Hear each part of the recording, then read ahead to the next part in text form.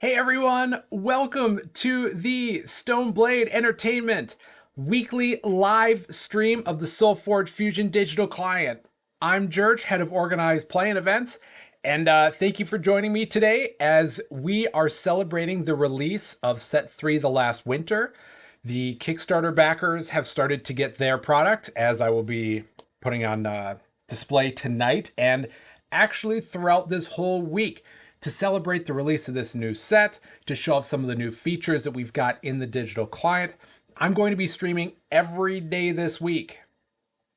So that's going to be now, Monday, 7 to 9 p.m., Tuesday, 7 to 9 a.m. Maybe I can catch some of the European or the Australian people or people who are just have a different schedule, catching them Tuesday morning. Wednesday, I am doing the 6 to 7 live stream that Lucas normally does, and then I'll be tacking on a few hours after. So I'll be going 6 p.m. till 9 p.m. Central Time. Thursday is going to be 7 a.m. till 9 a.m. So doing a AM PM alternating. And then we cap it off Friday at 7 p.m. to 9 p.m. And all this week, I'm going to be opening up some of the Kickstarter stuff that I got as a Kickstarter backer before I started working for Stoneblade. We're going to be playing sealed all week. I'm going to show off what these kind of phantom decks look like. It's going to be a really fun week. So I'm very excited to be streaming all week. If you can catch any, if you can catch all, that's going to be great. Through the course of the week, I'm going to be challenging some community members to like a best of 3 sealed. So whether they were a Kickstarter backer or not, they'll be using a sealed product from set 3, either physical or digital, and I'll show some options for how you can be doing that. And then we'll kind of do a best of 3. So I'll be having guests on a little bit. We won't be able to get the visual because when I've tried that before on my computer, it's just not going to work. But we'll be piping in some extra audio so you can hear a couple of people going back and forth and kind of picking and choosing what they think they would go with in a sealed environment and celebrating this really new cool set. That's just what's going on this week. That's in addition to the weekly events that we have in the North American time zones. So on Tuesday at 7 p.m. Central Time, we're doing a $5 sealed last winter event, like what we did last week, like what we've been doing a little bit more frequently. So if you go to SolForge Fusion events, you find tomorrow's, which is going to be June 11th. You sign up for that, it costs $5, and then you'll get a sealed, so you get a code for a digital sealed booster, and you put that code into your redeem codes page on the digital client, and you get 4 decks, 4 half decks from set 3, not set 2, set 3, and you get to play around with those. It's going to be a 3-round Swiss event. If you win 2 or 3 matches in your 3 rounds, you get to keep your decks for free. If you win 0 or 1 matches, then your decks will get reclaimed by the Forge. They kind of get taken away. Unless you reach out to me immediately following the event, then I'll shoot you an invoice and then you pay $10 and you get to keep all 4 of those half decks. So it's literally half price of what it would be just buying a digital sealed booster, except you already know that you want to keep these decks. So either way, it's a great option. Everybody from the events, the sealed events, can walk away with their product. Almost always at a discount too. So either you win it or you pay half price to keep it. Otherwise, if they weren't decks that really matched with your playstyle, you didn't think that they were very good, you got to play the 3-round event, and then those decks kind of go away and nobody's ever going to have a problem with them. And oh, we've already got Godges in the chat. Really good way to play around and test the new set and set 3 sealed decks. Set 3 sealed is crazy fun. I agree, Godges. I would love to be able to take you up on the opportunity to see how crazy this can get in sealed for set 3. Hint, hint. Not to be previewing any of my guests for this week because scheduling's all up in the air. But yes, set 3 is absolutely a blast to play. And through this week, I'm going to be showing off some of the fun things that I just pull. Let's see. So we've got events. I talked about Tuesday's sealed event on Wednesday, noon Central Daylight Time, which is 7 p.m. European Standard or summertime. We have another sealed. So if Tuesday evening doesn't work for you, then maybe Wednesday morning or afternoon is going to work. Same format. And then this Saturday, actually, we also have a qualifier for the World Championship event at Gen Con this year.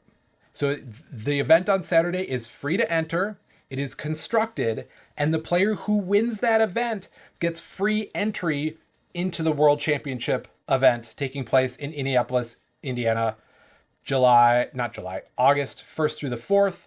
I believe the constructed World Championship is on the 3rd. And I can get those details specifically. If you check the events page on SolForgeFusion.com, I do have the World's event up. I am still in talks with the Gen Con people to make sure I nail down the exact time of the event, but I'm pretty sure it's taking place on August 3rd. And for anybody else who doesn't win one of these qualifier events, it just costs $20 to participate in Worlds. Last year, you had to have your decks at a certain level of renown, but I wanted to do away with that this year because I wanted more people to be participating, and I wanted to open up to a wider array of new players because, especially with the addition of the digital client, there's so many more new players involved in this community, and I wanted everyone to feel like that they were coming to the table with an equal opportunity. So that first qualifier is this Saturday. We have sealed events going on every Tuesday and Wednesday the rest of June, and if they maintain their popularity, then we will be able to continue them into July, August, September going forward as well. Sealed events, World Qualifier. I think those are all of the events that are going on in the month of June, at least for SolForge Fusion. And if I miss anything else, obviously somebody will remind me, or I will circle back to it later. But let's start doing the fun part. So I received my little Kickstarter package, and I just opened it up to make sure that that's what it was. So I'm not going to do a full unboxing because that's not really what this channel's about. But I will show you that I got the set of the promo minions. I know it's really hard to tell, but they're alternate art, one from each faction. They're cultist minions. So we'll take a look at those at some other point. Not tonight, because I've already spent enough time going through announcements for the stuff that's going on this week. But what we are going to do is we're going to open this up and then open up one booster and make the best set 3 sealed event deck that we can.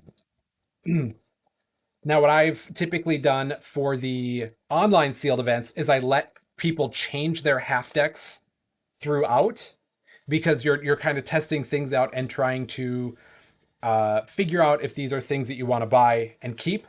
But normally in-person sealed events, like what we will have at Gen Con, is you get your booster, and then you get 15 minutes to be building your deck, and then that's the deck that you use through the full event. So I'm going to walk through my thought process with what I would be pairing together, the things I'm kind of looking for, and then we'll jump in the queue tonight and see if we can have some success.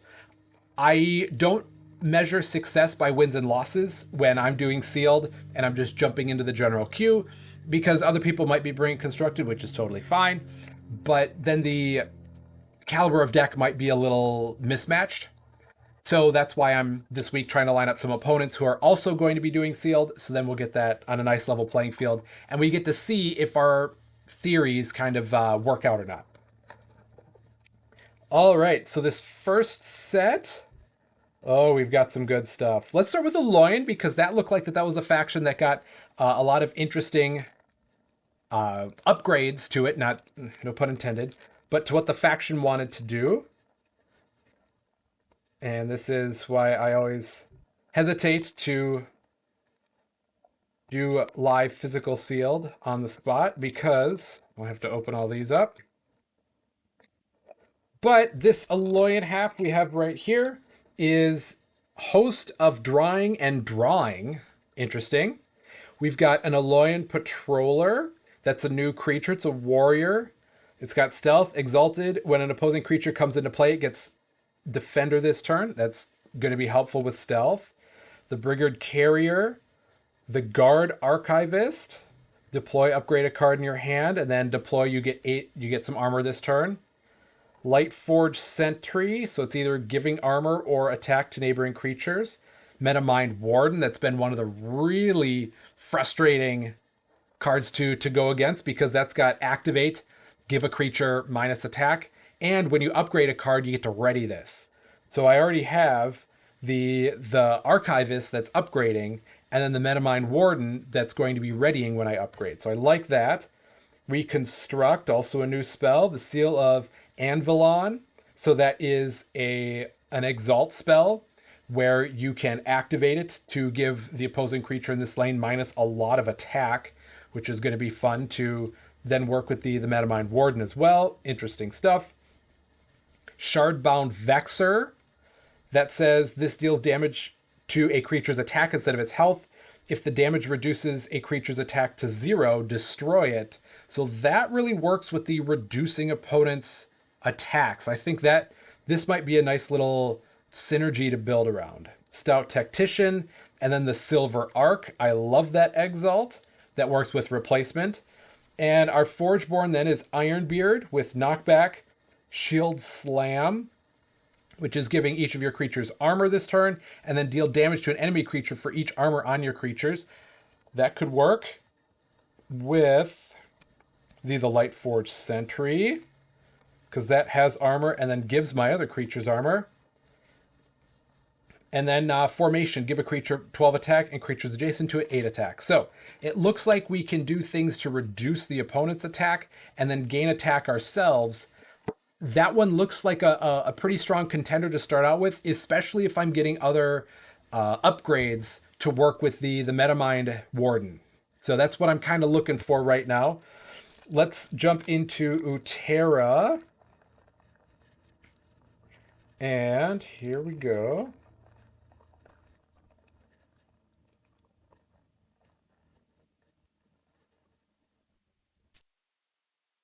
So we have the Arrogant Wild Man, where if it's Exalted, and Exalted is a new mechanic in set 3, Exalted just means if your creature's in a lane with an Exalt, that this would get Breakthrough. I like that. Everflow Eidolon. It's got armor. Fertile Ground. It's a new Exalt spell. Remove an energy counter from this to play a level 1 or 2 creature from your hand in this lane for free. I like that. Hardshell Beetle. Haunting Hunter. So it's a spirit warrior now. Inspirited Elk. Ooh, you may replace this with another spirit in your banish pile. If you do, give it plus attack and health. That's the first, second spirit, Everflow Eidolon too. Nature's Progression, upgrading creatures in your hand. Preserved Habitat, upgrade a creature in your hand. When you upgrade a card, give your creature in this lane plus attack and health. Got some synergy there. Shaman Channeling, that's going to give a creature attack, and then you can be giving creatures breakthrough if you've got spirits in your banish pile, so I have to go back and count spirits. And then we've got a Betrayer, a Springbloom Shard Witch. So that's pretty cool. It's going to give each each player plus 5 or plus attack and or not plus attack and health. Each player plus health when it comes into play. And this is the number 1. So this is the first Springbloom Shard Witch ever printed. That's pretty cool. So how many spirits do we have in this half? We have 1 with the Haunting Hunter and then the Everflow Eidolon. So not too many.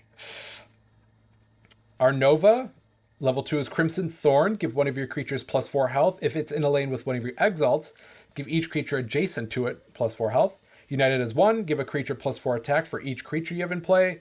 And then the cycle 4 is Nova's Evolution. Upgrade a creature in your hand up to 2 times, then play it for free. So interesting, we've got a lot of creature upgrade there, which might work out with my Aloyan. I'm just bummed that I don't have a lot of spirits for spirit synergy with the Inspirited Elk or the Shaman's Channeling. So we'll see. But right now, those pairings, it seems pretty strong. Like we'll be able to work with it. All right, moving on to Tempys, the Elders of Complaining Elegance.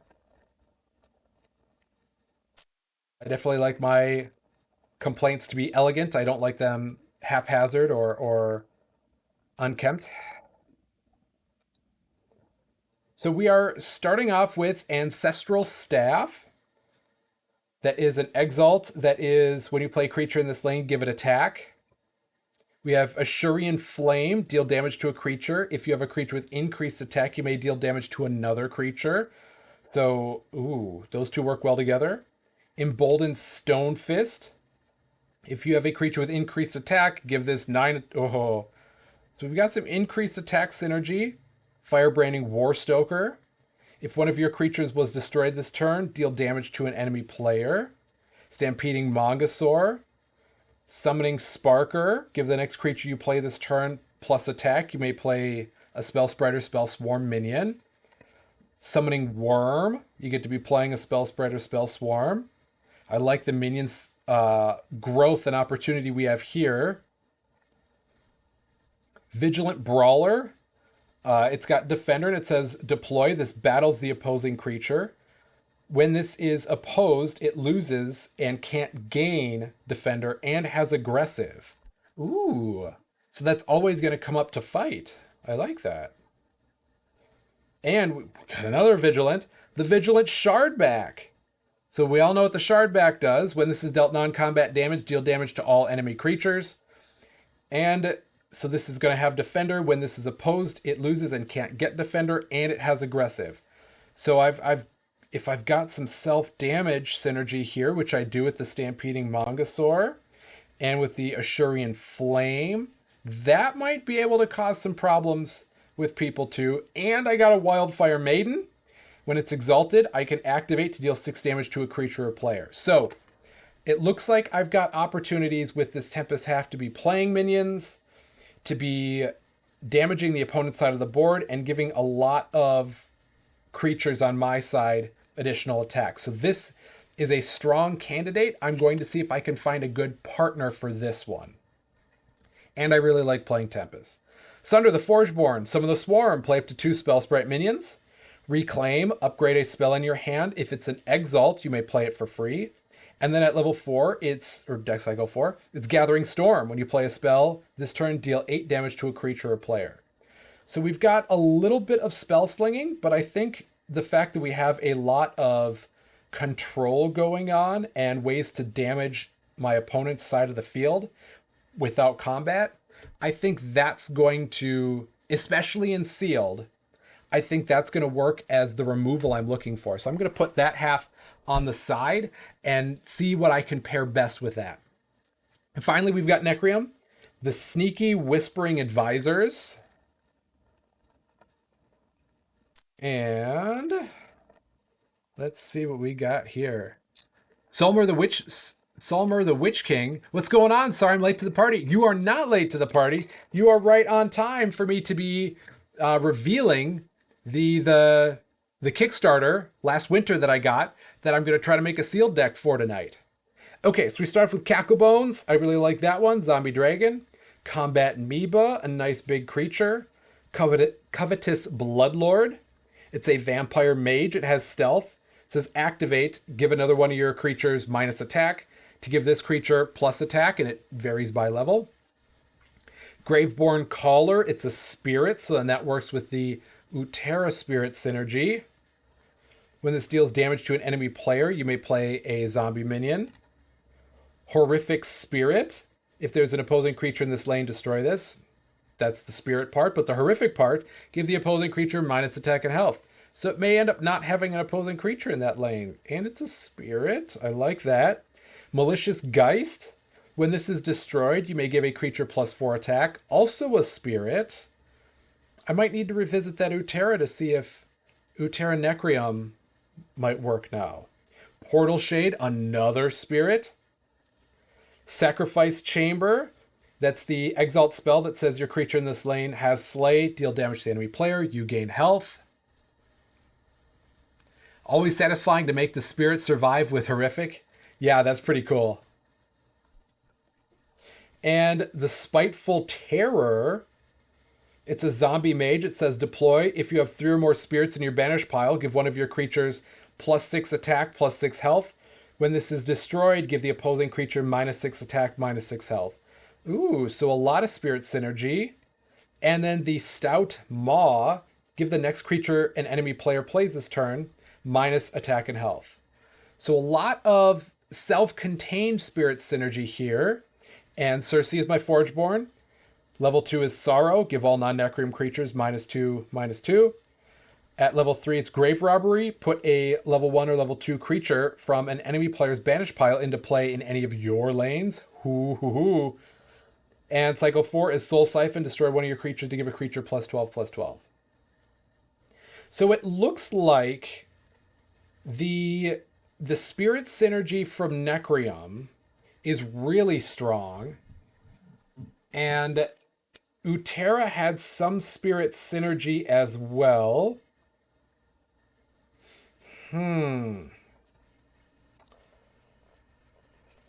Let's see.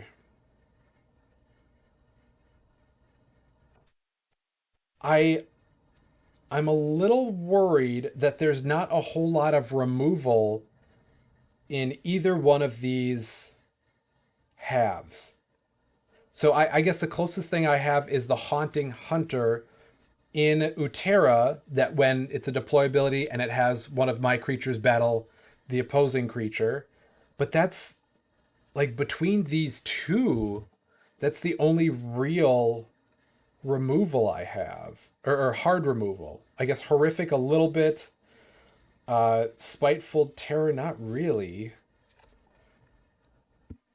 I do like the Tempest, that it's a lot of health or attack gain for my creatures, and then the opportunity to be having the shard back damage the opposing side of the board a lot. Spiteful doesn't work in the app I've heard. That is good to know. So let's see. A lot of minions, and but if Spiteful isn't going to work in the app, I still don't mind a lot of attack there.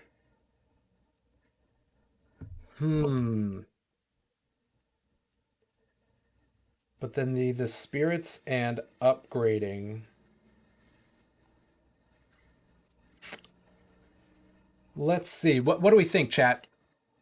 Which way should I go? Should I go with the Necreum Utera, or should I throw the Tempest in play and go probably, jeez.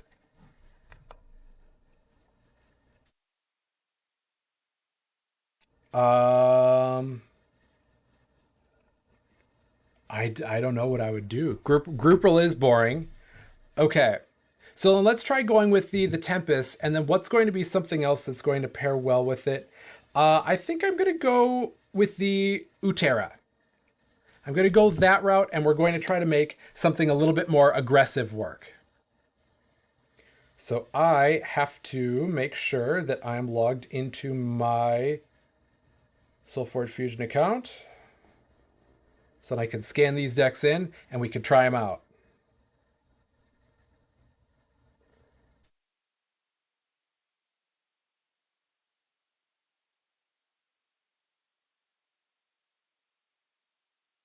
All right.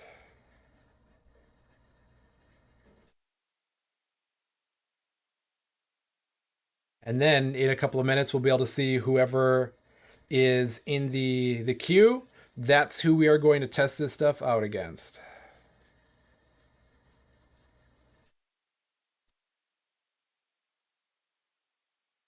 All right, but now we go over and we can jump into the app. And we're going to go to my collection, update it here.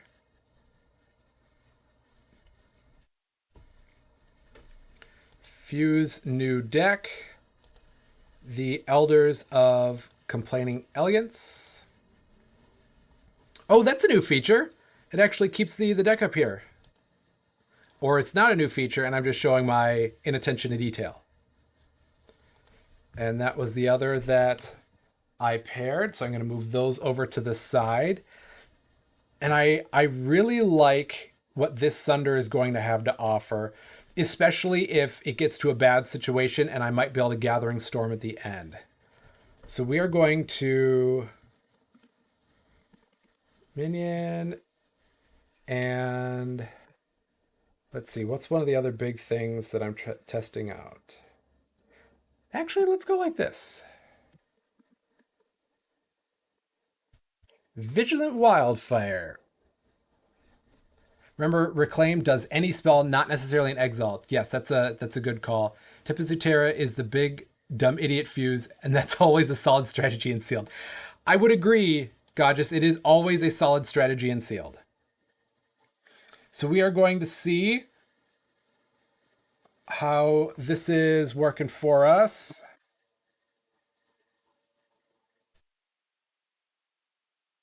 And we're going to try some Vigilance to stall a little bit because those creatures were very big.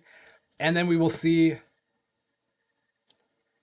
if we can use the shard back to clear my opponent's side of the field and then be able to play the creatures in open lanes that I want to play. Oh, found a match right away. All right.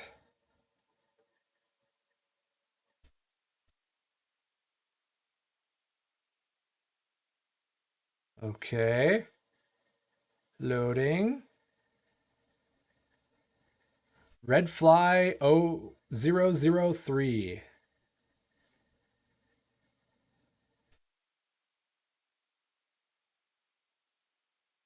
All right.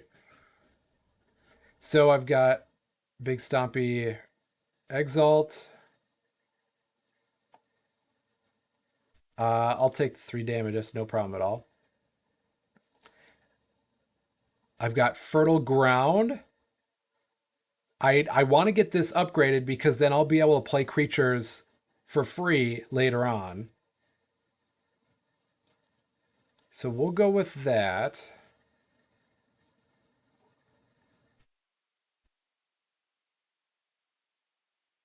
Hmm.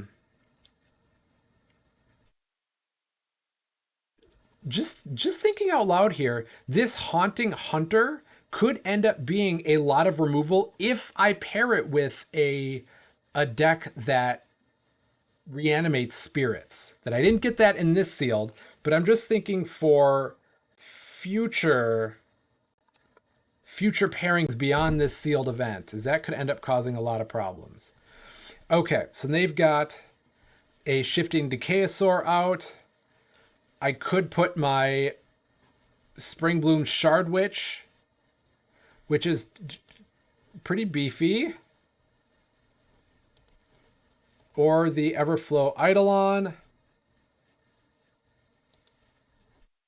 Yeah, let's do the Eidolon because that's going to live, and then just pop that back there. That's not going to make any difference. But now what I've done is I made a positive, a favorable trade, and I've got a creature back here that can stall a little bit because the 2 armor against something with only 3 attack means that I can tread water there and have positive trades in other places. Now it looks like my stream is slowing down a little bit. So I am going to adjust something right here to see if I can improve my frame rate, but then that means that I'm going to be switching things over. So bear with me for a second. Okay. So here we've got Ashurian Flame, deal 3 damage to an enemy creature. If you have a creature with increased attack, deal 3 damage to up to 1 other enemy creature. I don't know if I want to be doing that so early. Firebranding Warstoker. One of my creatures wasn't destroyed. I will want to get this shard back out. But let's see if I have anything else to go with it. I'll go the shard back over here and then see what my opponent's going to do. And how do I turn the... Oops. There we go. Okay. Now I got the chat on. Oh, that's going to be super annoying. That Fire Fist Oronti. Okay, but I could take it out right now if I so choose. Well, let's see. I want to give that as much attack as I possibly can.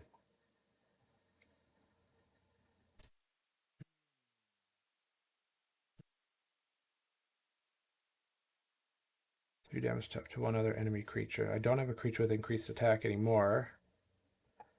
Well, I'm going to get that minion out there. And let's...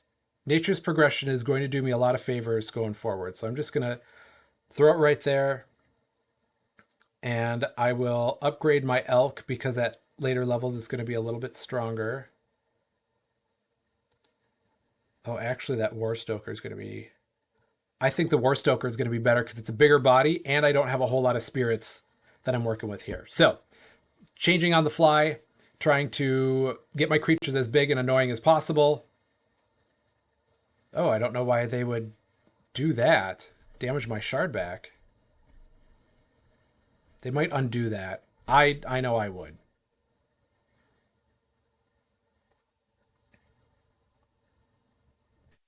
Yeah, Gorgeous. 7/7 to start. That's a big shard back for sure.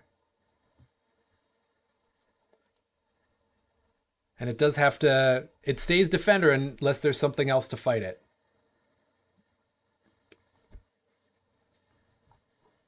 So now I'm looking, I've got the Summoning Worm, which is going to be good to play a Spell Sprite minion. And I might play a spell after this, Preserved Habitat, which is upgrading creatures in my hand. Get rid of it. Makes sense. The Vigilant Brawler. That's going to be a fine underdrop, because that's a pretty strong creature, 8/6 at level 1. So I think upgrade a creature in your hand and discard it. When you upgrade a card, give your creature in this lane +3/+3. So I think I'm going to go the Worm here and the Spell Sprite over there. Then because I'm playing a spell next, I might as well give my creatures a little extra attack. And then depending on what my opponent's doing, I might put this Preserved Habitat. Oh, Echo Wolves, nice! I love that card.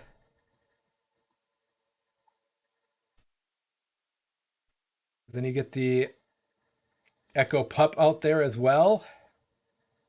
I like that. Then back to me. So let's see. I think I'm going to go Preserved Habitat here. Spell Sprite is going to get bumped a little bit. And then I get to upgrade a creature in my hand and discard it. The Beetle's not really going to help me a whole lot, I don't think. This Vigilant Brawler, I'm totally fine with staying at level 1. So then it's the Mongosaur, which can be soft removal for an opposing creature. So I'm going to try to get that online a little bit. And then we lose one trade. We stay even in that middle lane. And now I get to play a couple of Spell Sprite minions. And I got the next shard back too. Whew. But I still don't have any way of damaging it. Give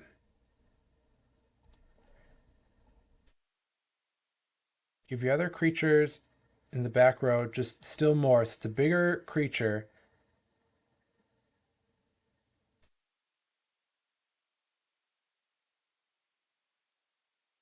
I think we're going to go here like that.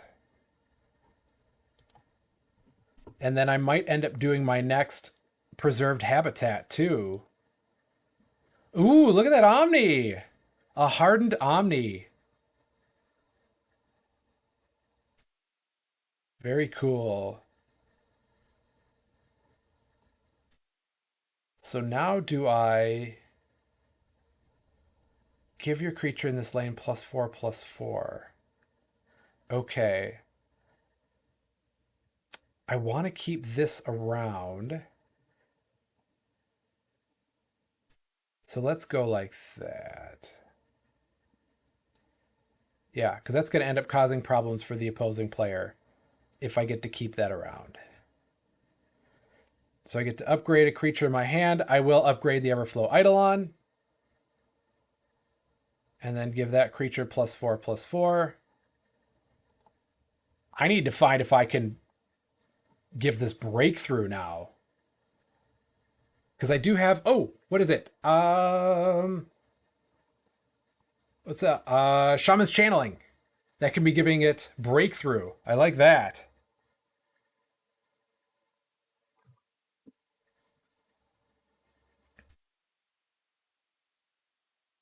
Vigilant Brawler. Yeah, that's a really cool one, and it's nice because that is just it's a big body no matter what, and it's going to punish whatever it's opposing. So even though I don't have removal per se, and that would make me a little uncertain in like a sealed event, having these big vigilant creatures does allow for me to remove things from my opponent's side of the board or put them in a position where they're going to be losing their creatures anyway. So I think that that's kind of my workaround right now, and then we'll just kind of see how it goes.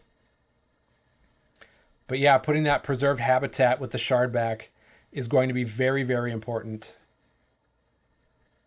I think my opponent's trying to get Echo Alpha out, but Echo Pups is still in place so that they can't play the creature that's on the other side of one of their creatures.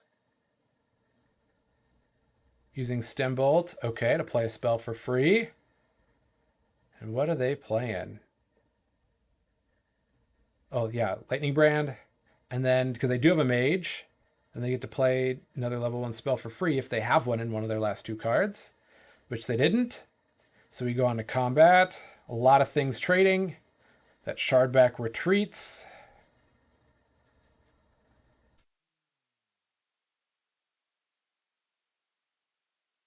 When this is opposed, it loses and can't get defender and has aggressive. So I think I might be able to, if my opponent puts something in the way of it, I might be able to have the hunter have those 2 battle, and then it would stay in the front unopposed. I think that can happen that way.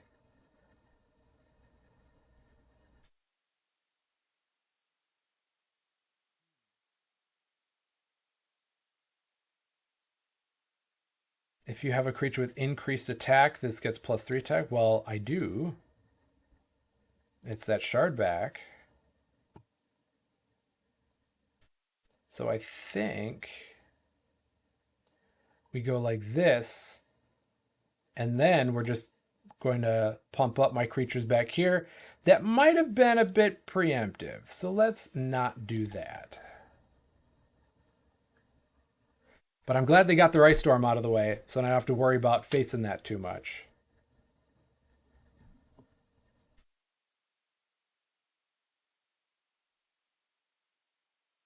Wildman in the preserved habitat lane is nuts.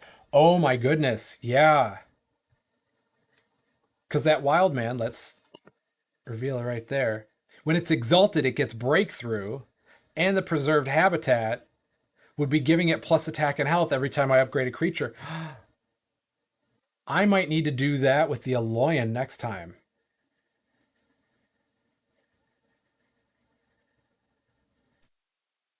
Well, now I can't do my Haunting Hunter experiment, but I can put out the Wild Man.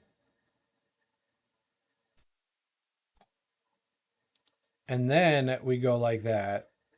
And I just will then try to play into getting an Exalt in that lane to give it breakthrough. And I got a couple options here. Fertile Ground, or I can be doing Ancestral Staff which wouldn't actually help this situation, but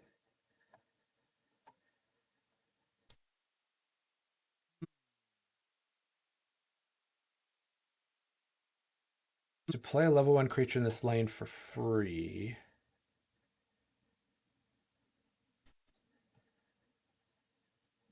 Let's just throw... No, let's go Fertile Ground there, because Ancestral Staff can actually move. And I think I might have an opportunity to work with that. But before I do that, I'm going to use my Forgeborn ability, because this is my last chance to really use that. And if I'm probably playing 2 spells, and then I put the wrong... Okay, Jurch, settle down. Sometimes it's hard to stream and play at the same time. For any of you who are streamers, I commend you for being able to play the game and stream at the same time. And apologize to my opponent for having to undo so much. It's trying to think and talk and play at the same time. 3 things I'm not that good at to begin with, but then now having to do them all at the same time, it's tough to juggle. Yeah, great half deck all around. I would agree. I think the Sutera definitely has some legs, and I like a lot of what the Tempys is trying to do as well with making things super big. So I played a spell. I'm going to play another spell to be pumping up those minions even more. And then let's see what my opponent can do with this.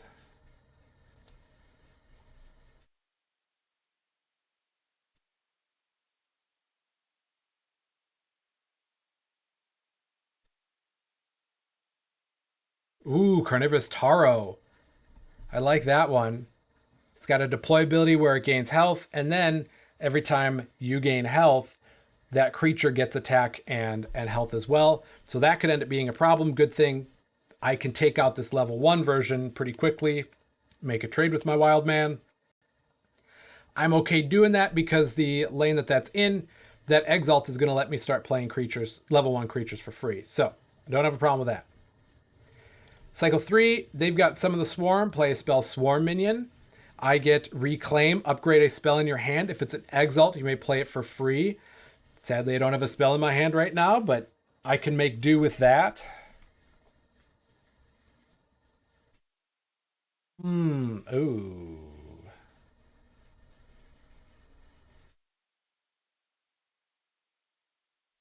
And they're going to play a spell Swarm. Gross, but understandable. And now with the Stampeding Mongosaur at level 2, I can be dealing 9 damage to an enemy creature and a friendly creature. So even though none of my creatures right now could handle it, if I play the Everflow Eidolon, then I could do that to take out their big shifting Decayosaur, which I like. So I think that's probably going to be the play. So let's go like this.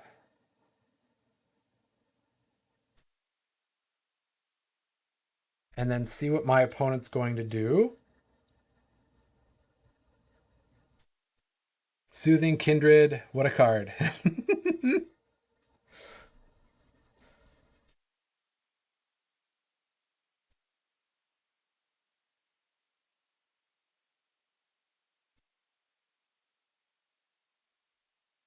Yeah, that removed a lot of my board much quicker than I was hoping for.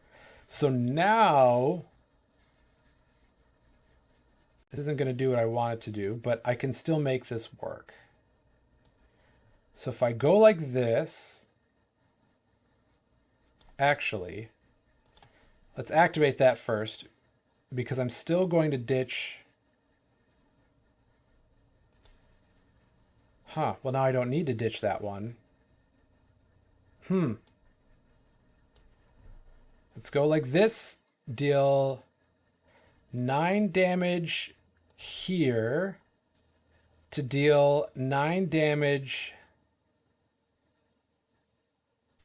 there. Keep my Mongosaur alive. Still trade.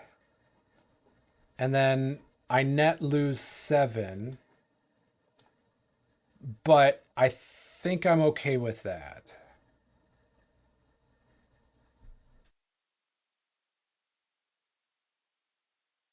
Okay.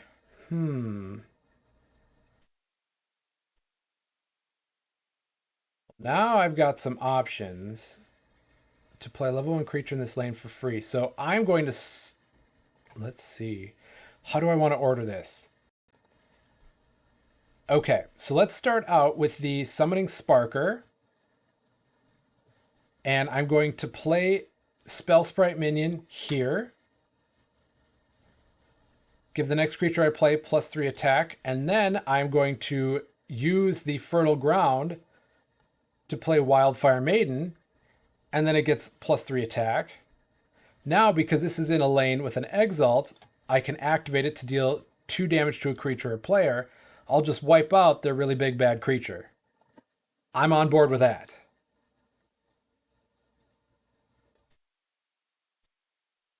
And now I have a couple of options. Ooh, do I take 7 damage or let them play a spell? I am still going to take the damage. And now I have a couple of creatures with increased attack. So this Emboldened Stonefist is going to get increased attack. And now I'm putting out a lot of creatures where it's going to be difficult for my opponent to answer them. And actually now, if it's an Exalt, you may play it for free. I could upgrade and play this. No, I don't want to do that. I think I'm going to save that for the last turn of the cycle. What happened to Cold Stare? Oh, I don't know why it's showing Jurch down here instead of my account ID of Cold Stare. That is a very astute point, Gorgeous. Maybe for me, it shows my... I don't even know why it's showing Jurch here. That's very odd.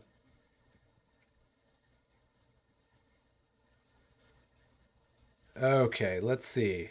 28-18. I got a nice healthy lead. They're going to put the armor on that. I think if I do the Inspirited Elk to put a spirit here, then I can have Nature's Progression to be buffing that creature up a little bit more. So let's see. I don't remember what spirits I have. I should probably check that. I don't think I have any spirit. Oh yeah, I've got the Everflow Eidolons. Those aren't great options. Yes, this combo did not do what that was looking to do, which is okay. Yeah, but leaning into the Inspirited, that's not going to be a win condition here unless one of the creatures is the Haunting Hunter. I think that's the only way that this pairing makes sense. If you upgrade the progression, it's free. Yes. Right. So how do I... Yeah, so I have to play that to upgrade it to make it free.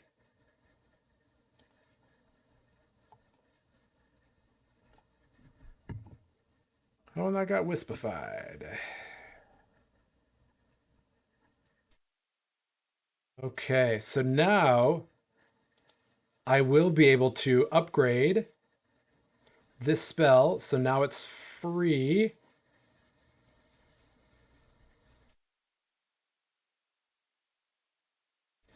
And 5, 6. If you have a creature, so I can deal 3 damage to each of those. But that's not going to be enough.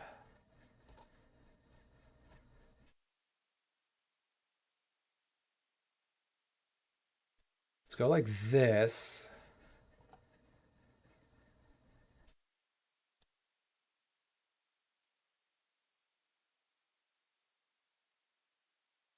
All right.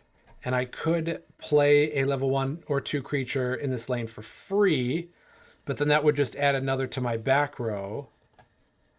So I'll go like that. And then I will Nature's Progression here to get that pumped way up. And oh, if I had a better spirit, then that would be growing so much in that preserved habitat. But it's that little old Everflow Eidolon. But it looks like I can't do math in my head, so I was able to do enough to take out my opponent. This player has done a good job keeping up with you and clearing your board. Yes, my opponent definitely did a good job of taking out the things I was trying to do. Okay. I wonder, I'm just looking through to see. I think what I'm going to do is I will try this one more time, but then I might go with Aloyan Utera. Because the Utera was able to upgrade a lot of cards. Is able to upgrade a lot of creatures, I guess. And then I could be using that to really get a lot of value out of the Metamind Warden. So, and then the other attack reducing cards. So I might go that way next. CJ Flex. Another Stormcaller. Ooh. I can't really see how this is going to be a Well, it's only 3 damage. Take the damage. Don't let them get a free play, a free upgrade, whatever. Yep.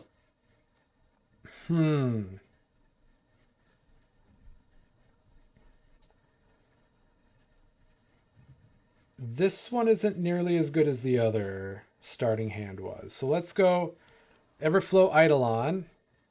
And I might be able to use the Mongosaur to make a positive trade or 2.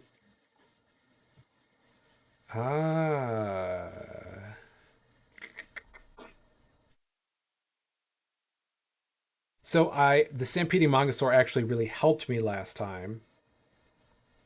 So I think I do want to level that up. And that'll be doing 5 damage to a creature on each side. I think that's what I want to do. 5 damage here. Let's go 5 damage there. And then give that a little bit extra attack. So I've got a 7/3 on the board. A bit of a glass cannon, but it is going to put pressure on my opponent. Okay, Vigilant Shardback, Summoning Sparker, and then a couple of good spells will be leveling up, and that Hardshell Beetle. I think for right now, the Beetle is kind of a throwaway card in this deck, so I'm not going to be too interested in playing it. I think I'm going to start out with the Shardback, because it's such a big body.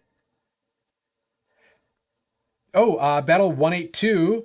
What are some of the other new keywords in the last winter in addition to Exalted? I think Exalted is the only new keyword, but some Blighted Forgeborn. Yes. So Exalted is one of the big new mechanics in this set, and that is the new keyword, which just means if you have a creature in a lane with an Exalt, then this ability is online. Blighted Forgeborn, I didn't get any of those in this pack here, so I'll have to keep hunting. But those are related to the storyline of events that have been transpiring. And they are Soulbound Forgeborn. So the Soulbind card that you would get is an Exalt on one side, and then on the other side, it is a different set of Forgeborn abilities that you can unlock. That Fertile Ground was really helpful. Yeah, let's do it. And as much as Shaman's Channeling would be helpful for being able to give things breakthrough later on, I think right now, getting that fertile ground out and then unlocking the higher levels where I can be playing other creatures for free, I think is a little bit more important. Oh, and this Flame Sculptor's Seal is going to get rid of my Mongosaur. Yep. Yep. But my little Wisp did some damage. And now I've got the opportunity to try the Haunting Hunter, which this round this match, I am going to try to play this. So then when it comes across a situation with the Inspirited Elk and I can reanimate a spirit, then this Haunting Hunter is now a spirit. Then I'll be able to do that and kind of come at my opponent sideways, which I really like the opportunity to do that. But we got to get that first.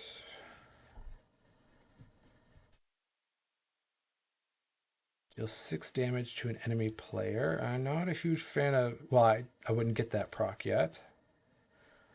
Favorite creature with increased attack. Give this +3 attack. Or Summoning Worm. Covering a couple of lanes. I don't have a lot of great options right now, I don't think. So let's try to put a couple of bodies out. So then it will create problems for my opponent.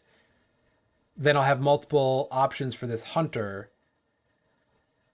And then it might cause problems for my opponent. So let's see, what's going to be a bigger problem? I like the idea of getting 2 bodies out instead of just 1. So we are going to go like that.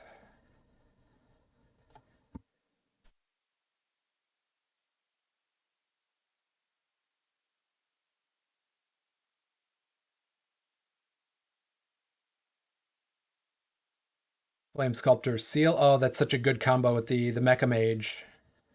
Destroying one of mine, and then being able to activate to deal a substantial amount of damage to another. Oh, or not. Well, gross.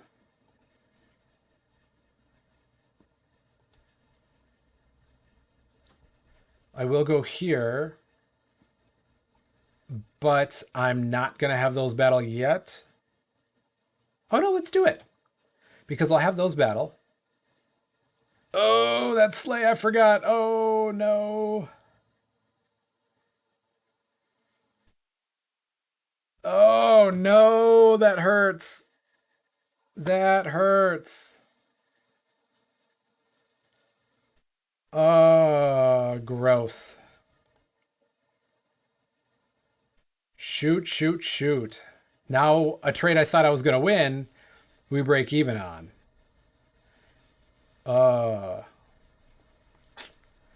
Man, I hope people are learning and taking lessons from this and not doing what I'm doing. Well, let's see. We've got the Summoning Worm and the Ancestral Staff.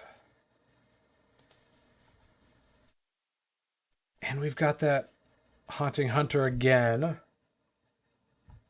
Summoning Sparker never gets very big, but its main value is giving a lot of attack to the next creature I play. I think... Because whatever I need to do, I need to put something that's going to have... Oh no, that's going to just give it plus attack and health. So let's do the worm here. And we'll put an opposing creature just to chump block there. And depending on what my opponent does, I might do the Haunting Hunter. Oh, gross. 5 damage to a creature. Probably going to be right there. Yeah. Well,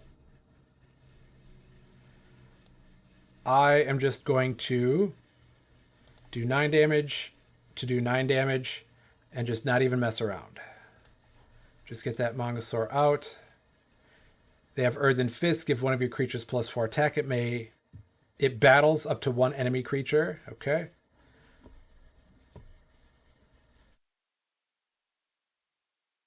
And then that Sentinel is going to trade with my Mongosaur. Oh, man.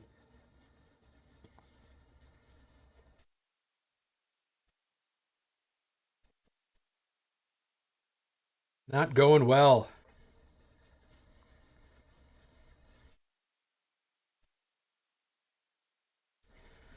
But now, let's see. That is... There we go. So preserved habitat with my Wildfire Maiden. And then my Wildfire Maiden I'm just going to use to be damaging my Shard back. This is the combo I wanted to try to work in this.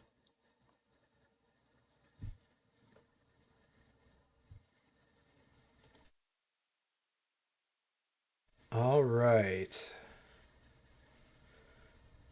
So...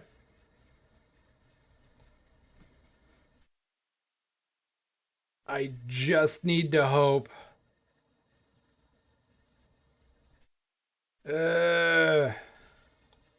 because if they have a mage, they'll be able to take out my Wildfire Maiden right away. Well, I have to hope that's all I can do. Because if they have a mage and they play it in that lane, then it deals 5 damage to one of my creatures. And I don't think they're going to want to deal it to the Spell Sprite that only has 1 attack coming at their Bride of Frankenbaum. So then they would do it here and then completely foil my plans. Oh, but they didn't put it in that lane. I love it. Let's see if I can get this combo off.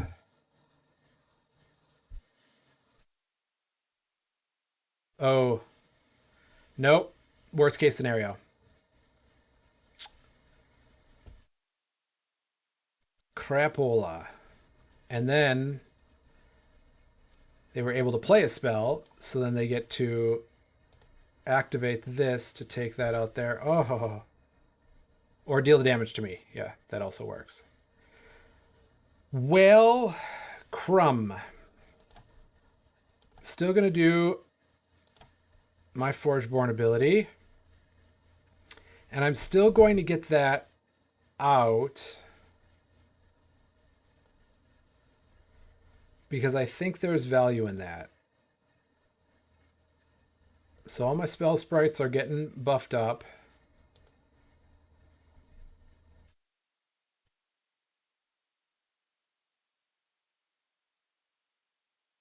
Yeah, I agree. I don't know why they didn't use the that Flame Sculptor's seal, but I still think that what they did was really solid. So now at least I win this trade with the Mecha Mage. And I mean, if they got another spell, they got another spell for that Bride of Frankenbaum to go off. But them foiling my plan, that was tough. Well, I got another shard back. And Shaman's Channeling. But I've got that Wild Man now too. And I could be buffing it up with Nature's Progression. Oh, that could get really dastardly. That could get really good. But I think putting multiple landmines like this out is a more... It's a safer way of playing. Progression into channeling, maybe. I think that would be a solid option. And I am down pretty substantially in health. 4, 2, 5, 6, 7, 8, 9. And still upgrading. But then taking a lot of damage over here.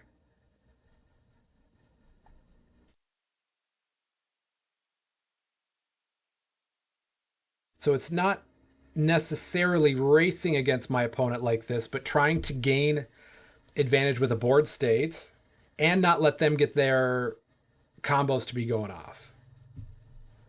Because this Darkheart and Bride of Frankenbaum could end up being troublesome. I don't think I'm playing optimally right now, but oof. Yeah, that is going to hurt. They got a pretty nice spell slinger here, because now that's going to be doing a fair amount of damage to other things that I got going on.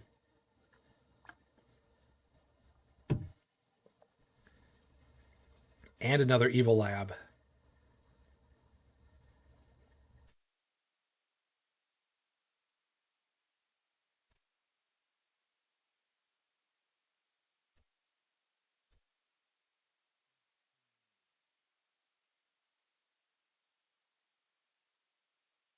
Well, that is going to deal that they're probably going to undo that one because they don't want to lose their bride. Right? I mean, they're trading here, but yeah.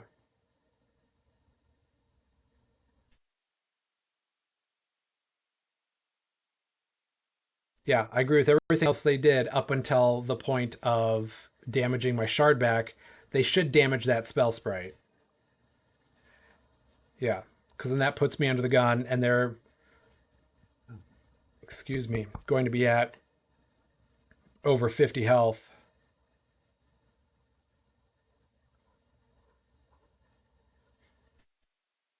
Yeah.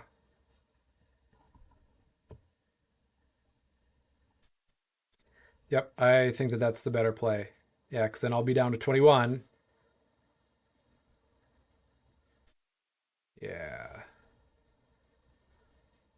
Okay. Upgrade a spell in your hand. If it's an exalt, you may play it for free. Well, I've got this Ashurian Flame that I can possibly do something with to take out their bride. Oh, I'm going to want to take that out.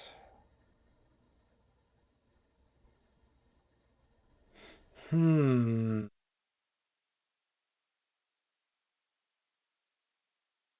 So telegraphing that they're going to be playing a spell next.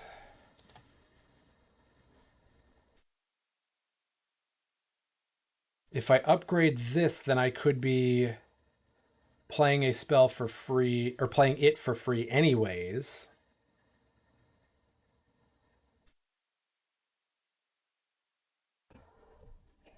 But ooh, man. Brawling time. Yeah, it might be. But that's going to be 8 damage.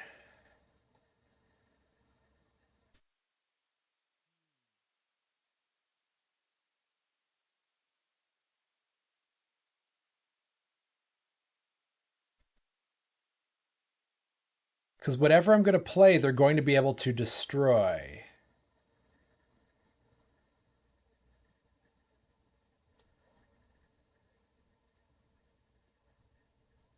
So at least battling there. Oh, that's a bad idea. I should have put it in front of the Mecha Mage. I forgot that it battles. Ugh. That's one of the new cards from set 3. I forgot that battles right away. Oh, Jurch. Good thing you have grace for yourself and you are learning, but that's definitely one of my removal. Ugh, gross. Poor play on my part.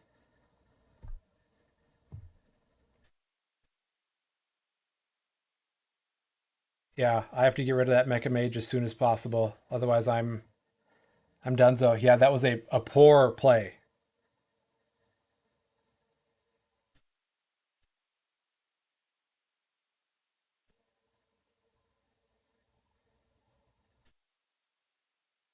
So I either do the Hunter there, or I do the Shard Witch, and then upgrade and play the higher level of this, and they trade.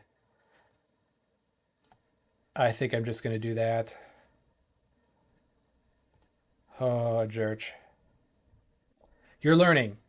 You're learning, and next time it'll be better because we've got at least one more game in us here. Okay. Well, I've got the last shard back.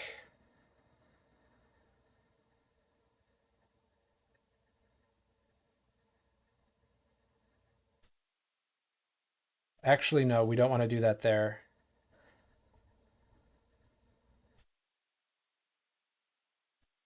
Nope. Let's get crazy with it. There we go. So then it's going to come up, and then I might be able to Mongosaur into that one. Oh, what? But I thought it said that it can't get defender and has aggressive. Well, then we are going to bug report that.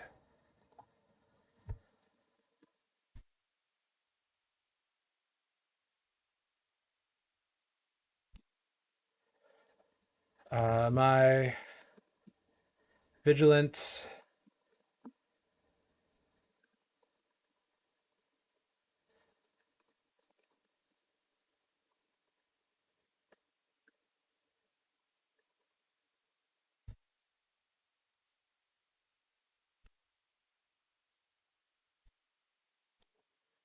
Okay. So submitting that bug report, that's a bit of a bummer because I could have had a couple of shardbacks up front that would have really caused a lot of problems with my opponent. When you kill what's across, it's unopposed. So, well, but what this said is while this is opposed, it loses and can't get defender. Oh, so it's only while it's opposed it can't get defender.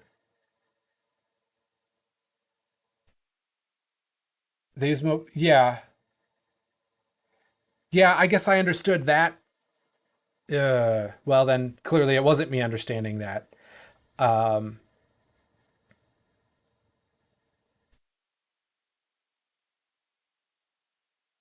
I guess while it was opposed.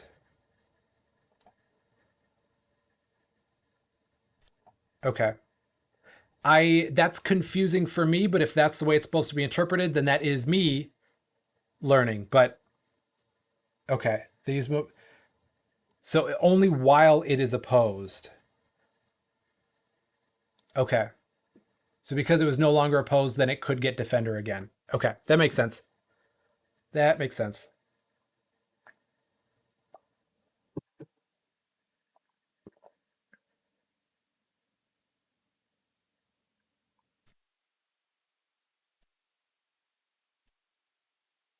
Summoning Worm, spell Swarm Minion, that's going to pay off.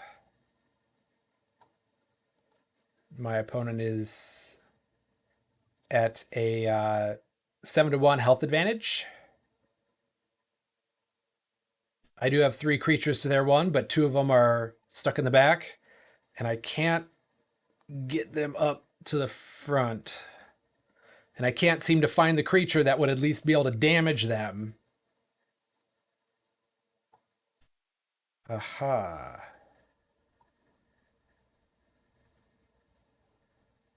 Aha.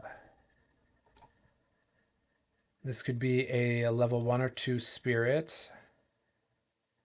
Oh, so I want to save that. I want to save that for the Haunted Hunter. But I'm going to use my Forgeborn ability now.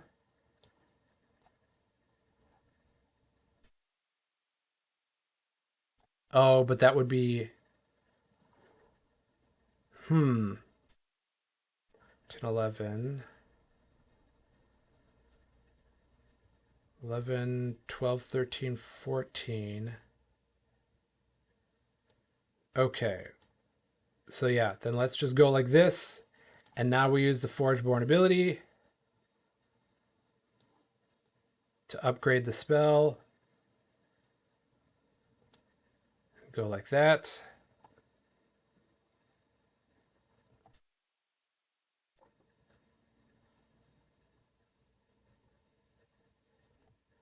And then I'm going to have the Inspirited Elk bring back one of my Haunting Hunters.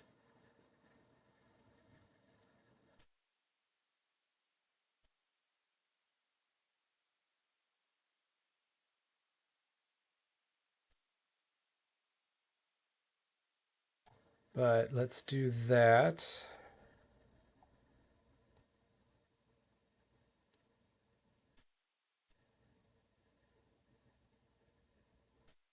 But that's only now 7 attacks. So it's not going to survive that combat.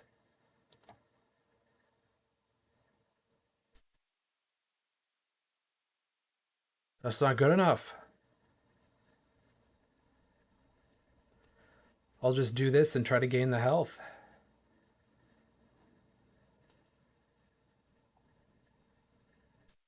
And I am not playing well tonight. I don't know what's going on. I think it's because it's a new set and I have not had in my mind a sufficient amount of practice with it. I mean, I'm not making excuses. This is why I'm not thinking and playing my best game. So you're getting a very rough cut experience from old Jurch over here. Gathering Storm at least could come back to help a little bit.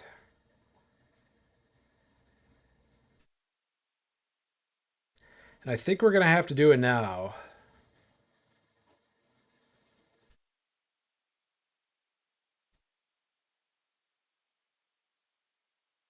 There we go. Put 2 energy counters on this. Deal 8 damage to a creature or player. Going to deal 8 damage to that creature.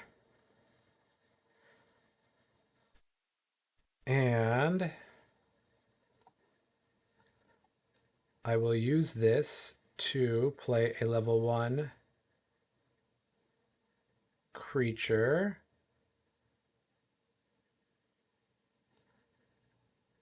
There. Give it +4 attack. Play a Spell Sprite minion. Over there.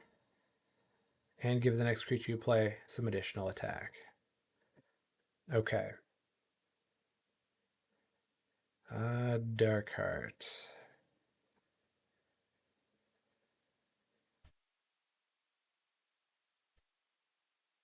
So I will play another spell. I'll give the attack there. And then give it breakthrough. And then I will deal 8 damage to the Darkheart Sorcerer.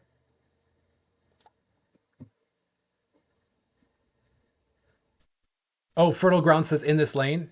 Oh, whoops.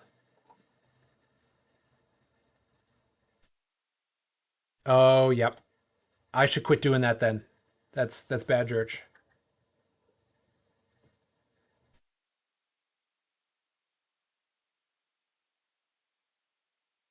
Okay. Yeah, this all around has been a poor exhibition of play.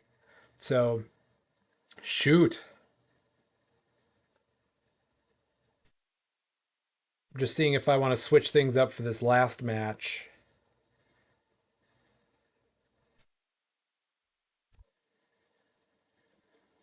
Hmm.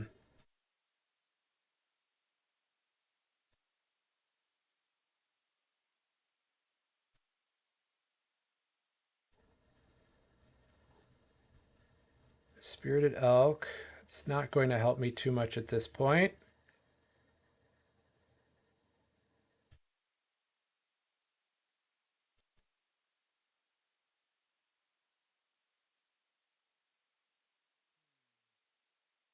I will cancel on that because I'm going to see if I can pump this up with Nature's Progression to try to give it the best fighting chance, literally, to stick around and gain me a little bit of health.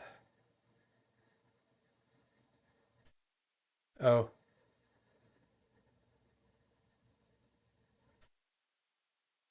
not going to matter too much there. I will not take the damage. and see what they're going to do. They didn't have a spell. All right. Well, now I have to.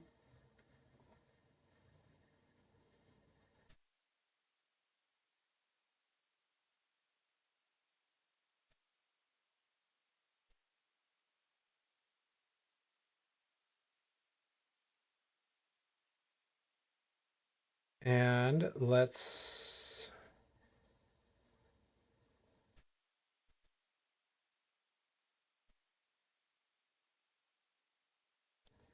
And because I didn't have a creature to upgrade anymore, then I wouldn't get that buff.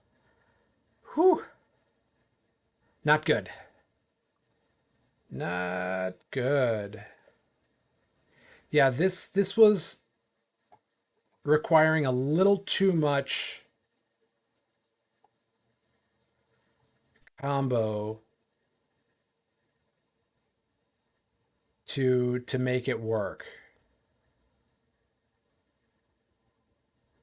And I also was playing it poorly. So I don't want anybody to think that that was the only thing that was going on. I was also playing it poorly. So I might give it one more shot because I do look like I have time for one, maybe two more. I think there's a lot of value to be had in this Aloyan one. And even though I didn't have a lot of pairings with it initially that I thought, I still like what it could potentially do.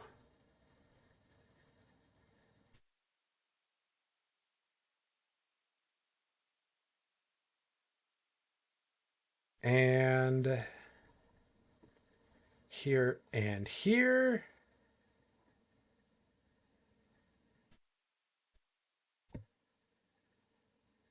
Yeah, so we've got a lot of spirits here in the Necrium. Yeah, and that's just going to peace out. That's okay. A lot of spirits to work with the Utera, but then a lot of Aloyan for the attack loss. I think I'm going to do the Aloyan Utera for the next couple of matches.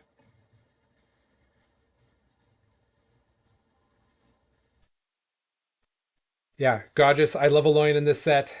Brigade Carrier with a prepared creature is just fun. Yes. And I have a prepared somewhere? I'm not seeing it, Lloyd. But that is okay.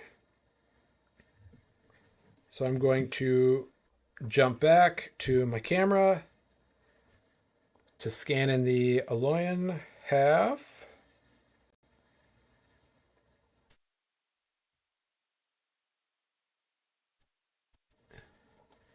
And claim it. Then we're going to run a couple with Aloyan and Utera. And it also is, this is a great PSA to be reading the cards so you understand what's going on with the cards.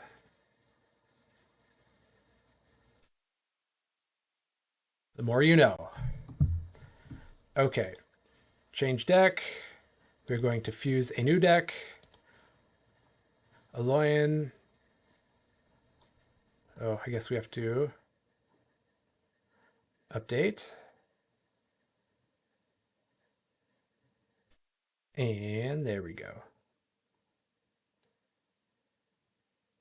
Host of Drawing and Drawing. And it was the Utera half. Deciding Tunnels Shaman. Okay. And I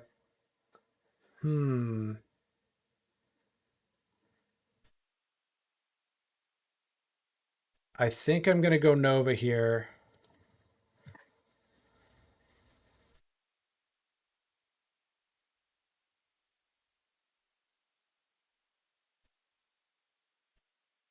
Reading is overrated. No, no, no. No, no, no, no. It's definitely underrated. But let's see if this can do any better. And we have time for possibly two more matches. And remember, I am streaming all this week. Tomorrow on Tuesday, I am streaming in the morning, 7 a.m. till 9 a.m. I think we might show some of the other features that are going on that are new to the digital client and go over those, kind of show those off a little bit. So you might get to see some of those tomorrow morning or whenever you end up watching this. This video will be posted a little bit later tonight after I finish the stream and it renders and all that good stuff. So you'll be able to check back with any of the misplays and then growth I did from the first set of 4 decks to the second set of 4. And please, please, please check out the events we got going on. Sign up for these sealed. It's $5 to participate in a 3-round sealed event where you could win your decks for free. Or if you really like your decks and you're not very good competitively, you can buy them for $10, which is half price. So even if you're not very good, as long as you sign up and participate, you can get your decks for half price. It's a pretty sweet deal. And you kind of get to hang out with me. You get to learn more about the game. You get to maybe play your decks a little bit. It's can't lose situation. And if we are still finding a worthy opponent, then let's try starting a new campaign with the Drying Shamans. Then maybe we can get used to these cards a little bit and not make so many in-game mistakes. Okay, so it looks like we've got a couple of minion nodes that we can be buffing up with. First option is Spell Sprite Pheromones. When you play a Spell Sprite minion, one of your random empty lanes. Soul Scourge Effigy. All of your creatures are also spirits. Oh, that's going to be good. Your creature comes into play with attack and health equal to the deck cycle if they have no creatures adjacent to them. Now, we're going the spirit synergy because there's so many things that I wanted to try with this. With some of the spirit synergy. I wonder if the Inspirited is going to work for any of my creatures. And yes, God, just your right, practice makes perfect. Well, that Shardbound Vexor is going to be good to get out there because this Aloin is going to want to lock down my opponents. And that one's not going to do so well for me. Stout Tactician. I remember we had the Nanoswarm. No, I'm thinking of something else. Yeah, I don't know what I'm thinking of. So let's see. I don't want that combat to happen. So we are just going to slink out of the way there. Upgrade a card in your hand, then discard it. Stout Tactician.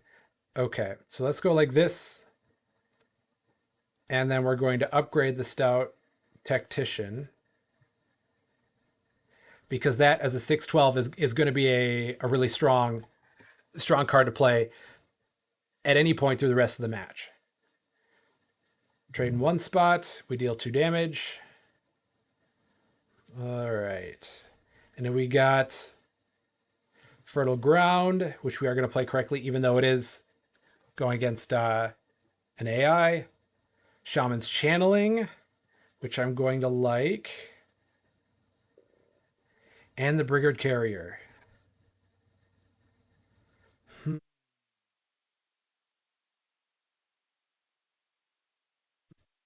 I think we're going to start like this.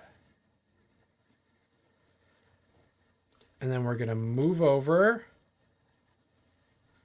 We're going to move over.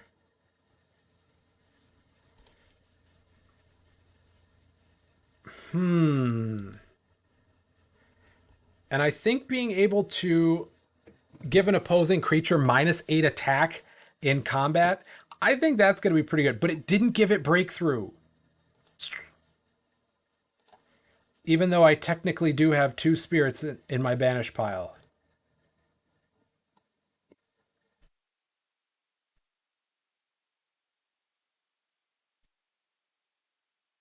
All right. So in that probably tells me that this Inspirited Elk isn't going to work like I want it to either, which is totally fine.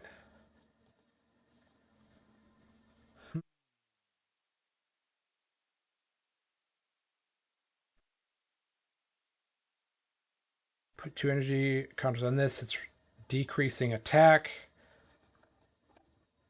Okay. So let's do that. And then I think I'm going to put the Wild Man in that lane then too.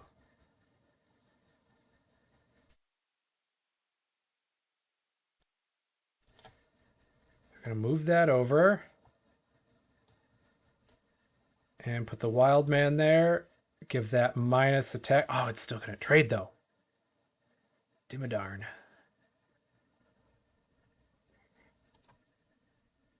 And the Shardbound Vexer would still trade there. Let's see if I can get Fortunate.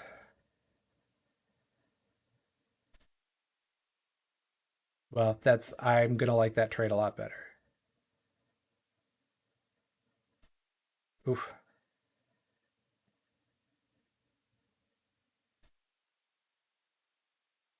Okay.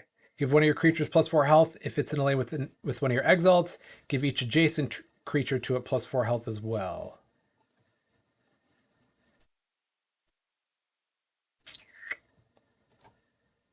All right.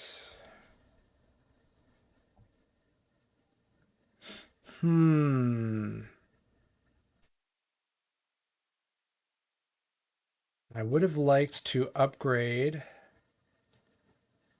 this Reconstruct. Well, I think we need to do Stout Tactician over there to win that trade. To trade. And then do we have any spirits? We don't. None of those are technically spirits.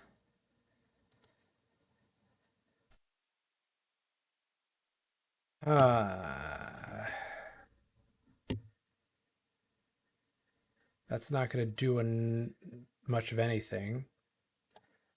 So we'll go Unspirited here. No spirits to make that trade. But we trade, we stay alive, and then we've got a creature here in the middle with a Slay.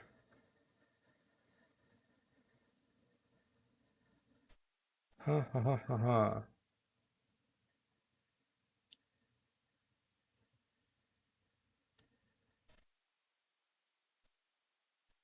All right. Oh, and that's not going to work out so well either. Unless I go something like this. Let's see. Go like this. And I will give the adjacent creatures armor. Then I will use my Forgeborn ability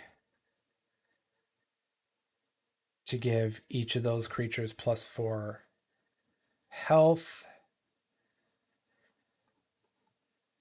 And finally, I will reduce that attack a little bit. Oh, Korok.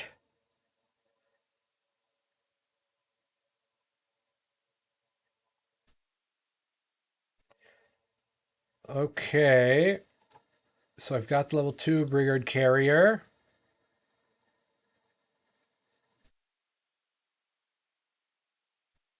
Which I can go like that.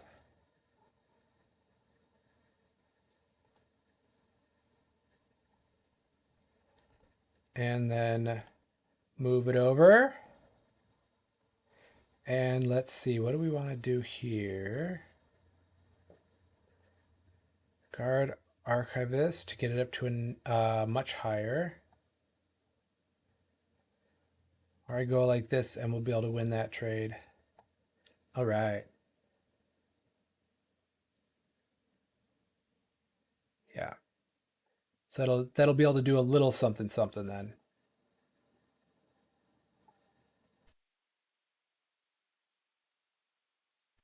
Yeah, Vexor hits attacks, and that's down to almost nothing there, but then I can move my Brigard Carrier over and not worry about that getting destroyed. That's kind of what I was going for with that. Is having something big enough that would stick around. I'm going first. Each creature you have in play. So if I go, move over, move over, but then I want to keep this alive. So that there. And upgrading.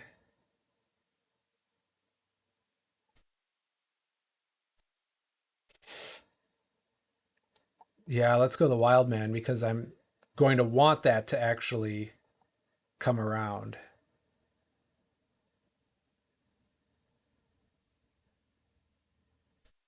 Okay. Not great. Ugh, so the best I can do with these is trade. Go like that. And there. Hmm. Nope, I'm just going to wait because I'm trading across the board here.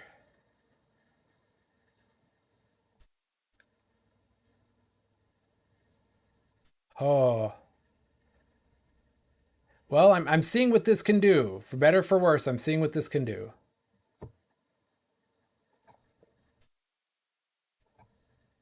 And fertile ground then.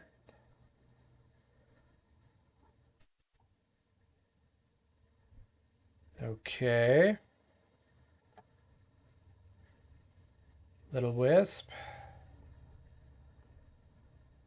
And the elk. Do I even have a spirit here? Wonder if Stoneblade would add first strike like mechanic. Uh I don't know. Similar to the deep root prowler, yes. I I think all options are on the table. Um, and I know from just observing how this game has been played and when things are in a kind of secretive, not secretive, but in a subtle phase, and then it becomes more mainstream, like what they've done with a lot of the storyline events, is I think when they put a creature out that has an ability, and then if it goes well, then they kind of make that a key word. They did that with the Banshee, where it said when a creature is destroyed fighting this, deal 3 damage to the enemy player. And then by set 2, they turn that just into the keyword slay, or when it destroys an enemy creature. When it destroys a creature, not just an enemy creature. So I think that is definitely something that might turn into a keyword someday. That could be a real possibility. Okay, now I've got some things to work with.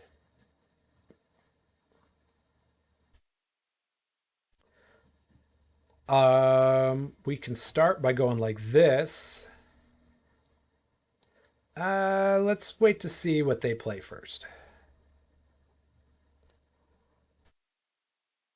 They're playing all the way over there. So we're going to go like this. And then we are going to put a Wisp minion, but get it up to 8/8. And I'm going to add the Metamind Warden to give a creature -2 attack. And oh, I don't want to lose my Forgeborn ability. So I'll just make that a tank. And there it goes. Oh, so deflating. It's been that kind of night. It has been that kind of night.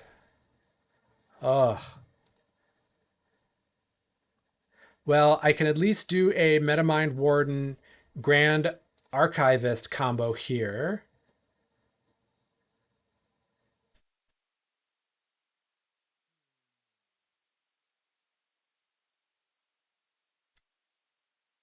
But then I also got Nature's Progression in my hand at the same time. To 2 times, then play it for free. Also have the progression for upgrade. Right. So I think I'm going to play the Warden.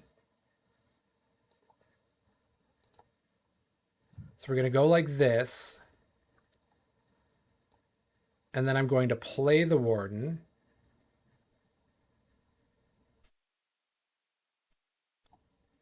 So many upgrades this turn. Yes. Wait. Yeah. I wish they were a little bit spread out, but this is the hand we were dealt.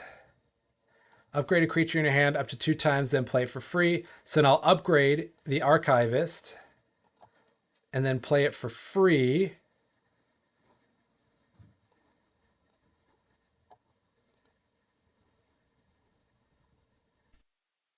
And I might as well go in that lane.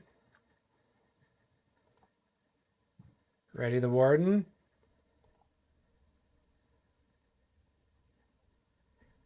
Upgrade a card in your hand. Well, do Nature's Progression. So this gets readied. Let's give -6 there. Now it's kind of frustrating because Nature's Progression, I won't get to upgrade a creature in my hand because I don't have another creature in my hand to upgrade.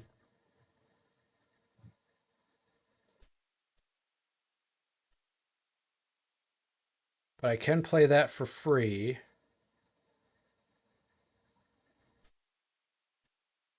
I don't have a creature, a level 1 creature's attack to upgrade. I don't have a level 1 creature. This is the last time I'm going to see this, so I might as well.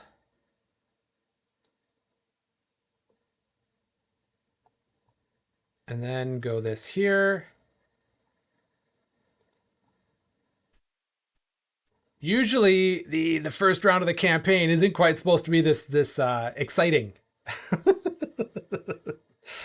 Whoops.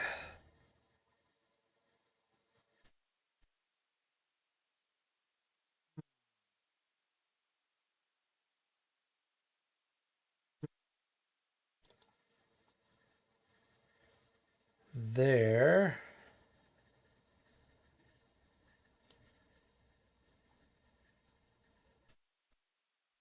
There.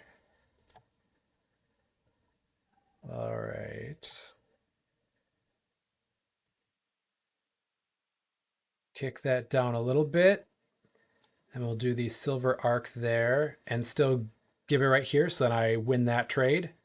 Although if my opponent doesn't block one of the correct lanes, then combat is going to finish them off anyways. So okay, we survived through that. I'd much rather be playing humans right now, but I guess the queue had other ideas.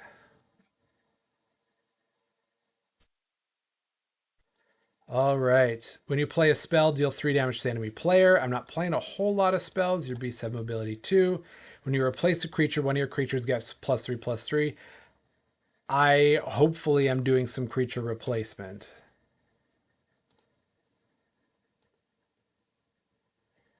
And let's go against good old Muthral.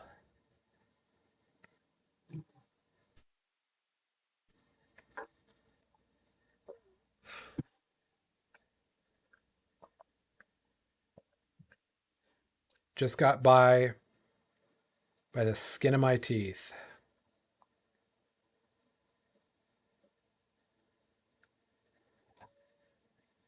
When an opposing creature comes into play, gets Defender this turn.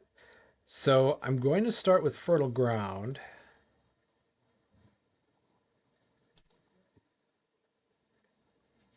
Oh. And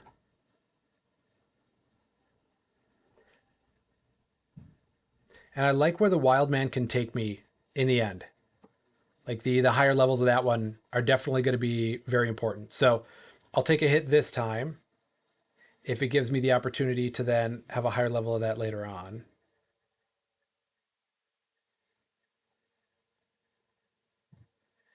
And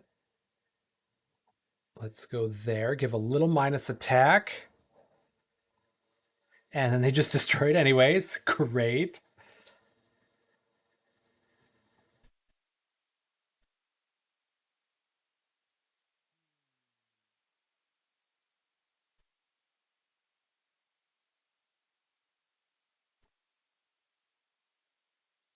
upgrade a creature in your hand and discard it. Let's go the Lightforge Sentry. And this gets +3/+3, and it readies now, which I like. I like that double dipping there. And then we get to give something minus a little attack. Let's just keep it on that one, so then we can keep this alive as long as possible. Ugh, gross. Ah.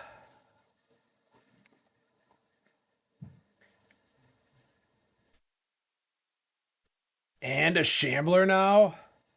The Stout Shambler. Well, let's double the attack of that wild man.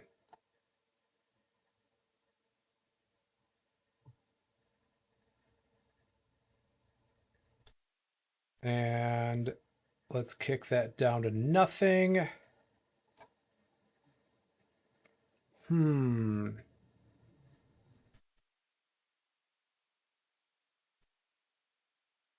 I think it's going to be in my best interest to try to put something across from that.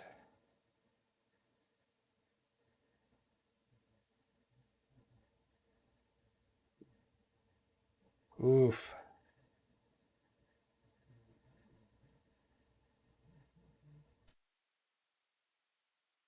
All right.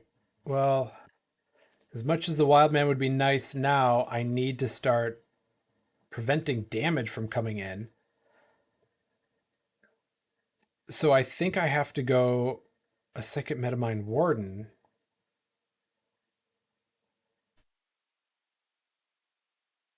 Let's go like this. Put that down to 0. And kick that down to 1. What's my Forgeborn ability?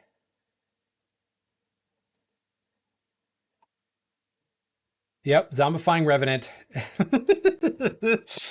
All their other creatures are zombies, in addition to it being a zombie.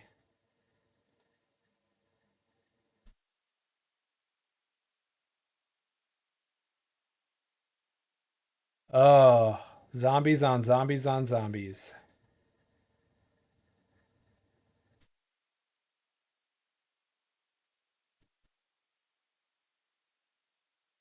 So, because I burned all of my attack reduction early, and I don't have any of it now. That's a juicy modifier for what it does. Yeah. Yep. Making all your other creatures zombies. Uh, Especially with the zombie synergy that there are in a lot of Necrium, a lot of the interesting cards and combos you can have. Yeah, that could be really painful. Well, I'm going to put the one thing in the way that's actually going to survive. And then I'm going to keep that alive, but I don't feel good about it.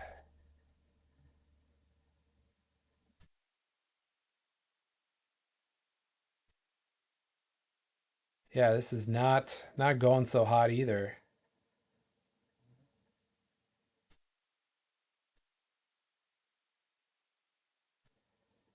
Hmm.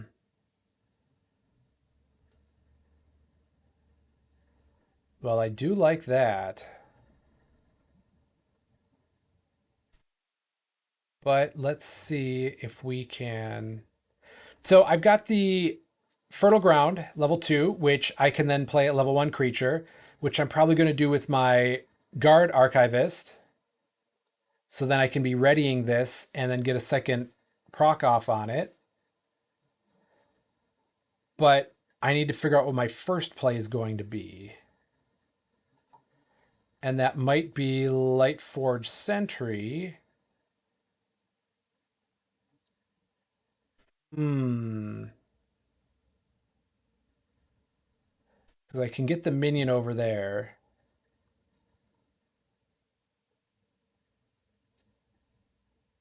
Or 3/6, that would put it up to 9. Yeah, okay. So we're going to start with the Shardbound Vexor. Oh, ho, ho. Okay. -3 there. Going here. 2 energy counters on that. Do a little jump blocking. Do this to play a level 1. Creature for free there.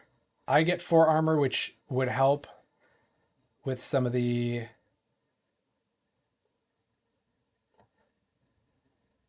shambling that might take place. And then that readies.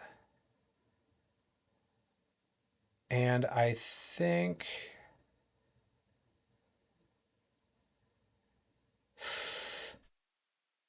Should I take down the Shambler to give that 0 attack, or make the Zombie Brute 0 attack? Whoever's in here, give me a little guidance. I've been playing suboptimally all night. Or I guess I could give it to the scientist over here, the keeper. The Brute? All right. Godges, you haven't steered me wrong yet.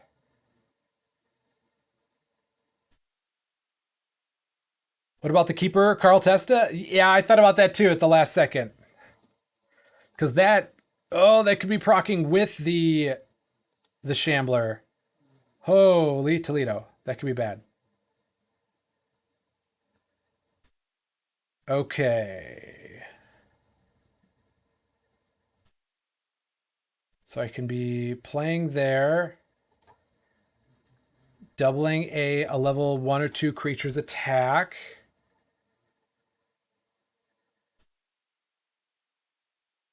And then, okay, so I've got options here. Got a lot of options.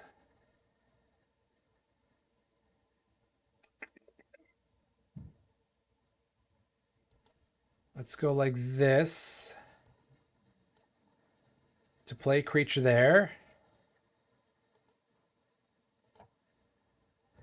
Move it over, so I've got a couple there. And could be giving it +5/+5. Whatever's going on there, but I need to get rid of that Shambler too. Okay, so if we go like this, make it a 4/6, it's still not going to be good enough. Okay, let's go like that.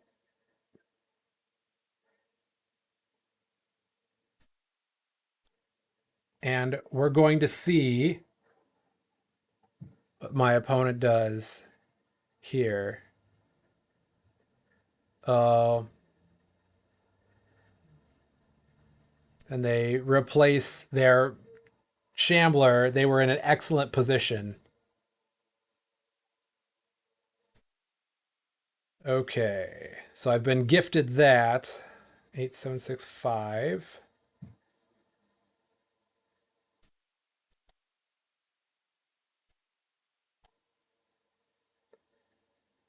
And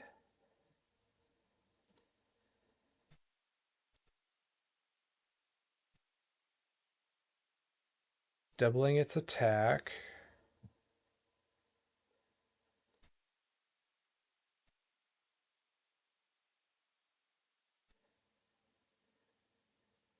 Oh.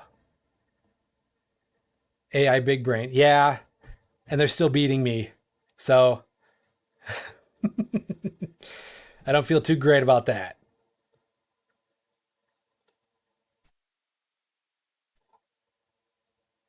Okay, preserved habitat. Right. I like that with the Wild Man. So that's the combo I'm going to go with.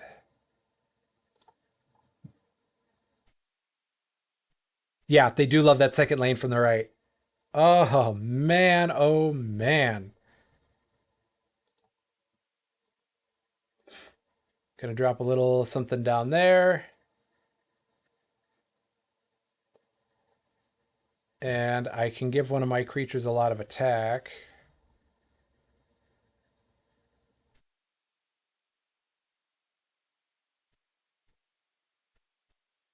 I think I'm just going to go like this.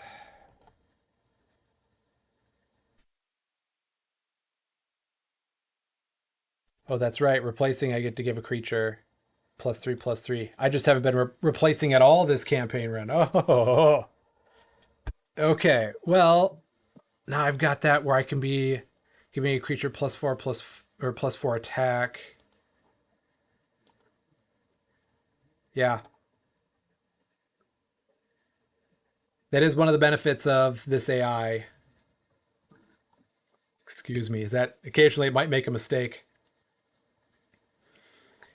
And now we've got this reconstruct. This is free double a creature's attack. This is going to be a pretty cool combo because in this lane, I have an exalted Aloyan patroller. So it says when an opposing creature comes into play, it gets defender this turn. So I'm just going to double this attack up to 44. And whenever creature's coming into play against it this turn, it's going to get defender. So then the stealth is going to go around it until it gets om nom nom. Yes, Gorgeous, you are 100% correct. I am terrified that that's going to happen. Let's just slide off this way. And we'll just start out by putting an Inspirited Elk there.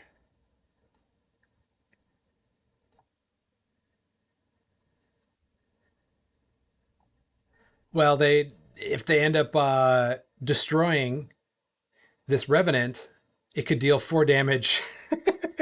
Yeah, Carl, you're right. That could take it out too. Oh, great. Well, I'll just put a bigger creature in the way too. I've got 16 damage showing. Good thing one of their creatures wasn't destroyed this turn. And there we go. We catch a break. First time all night. All right. Well, we've only got like 3 minutes left, so I'm not going to start another run on this stream, but I will show people some of the other new features that are going on.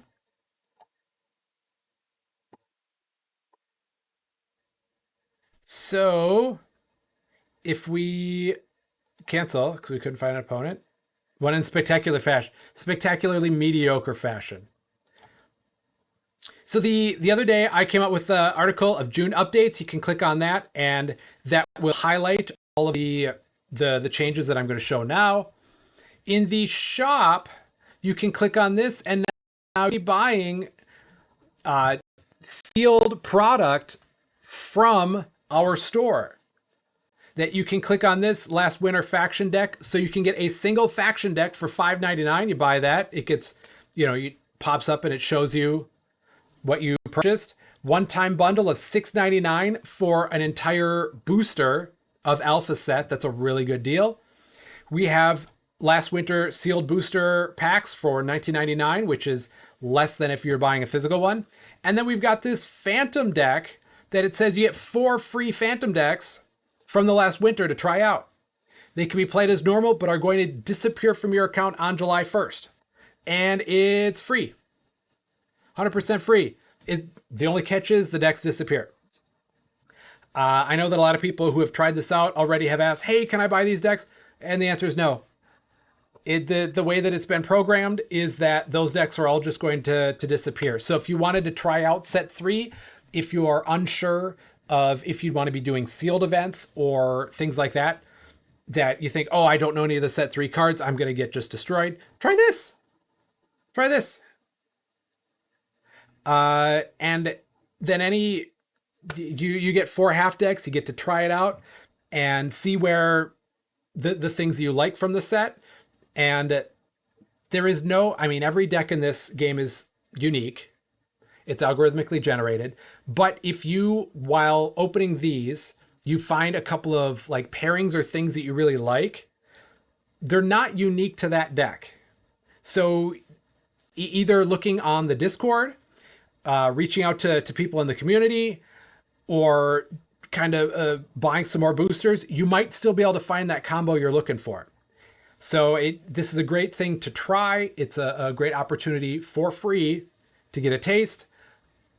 and try to use that as a tool for finding more things that you might want from this set and from this game in general. Parka Boy, no, my Fraud's Monster. There are plenty of other experiments that are out there. You just have to find them. So that's all that we've got going this week. Remember to scan this QR code and it takes you to an interactable version of this slide where you can click on the Stoneblade link to go to the Stoneblade homepage, the SolForge image to go to the SolForge Fusion homepage. I linked to our monthly news show on Forge, where Lucas Lewinter and we play some sealed set 3, relatively sealed, and we're able to kind of play a match against each other, talk about our strategy, what we're doing as we're playing through. The newest episode should be released any day now. Join our Discord, follow us on Twitter, and find that digital client on Steam if you haven't purchased that already. Also, we're looking for more reviews on the digital client. So if anybody has yet to write a review, please do that. It takes like 30 seconds. If you don't know what to say, reach out to me and I can help you brainstorm what you kind of like about the game, what you think other people would like about the game. And the more positive reviews, the more people will see the game on Steam, and then we'll be able to reach a much larger community. So that is my time for today. I will see you all in approximately 10 hours. Have a good night, everyone.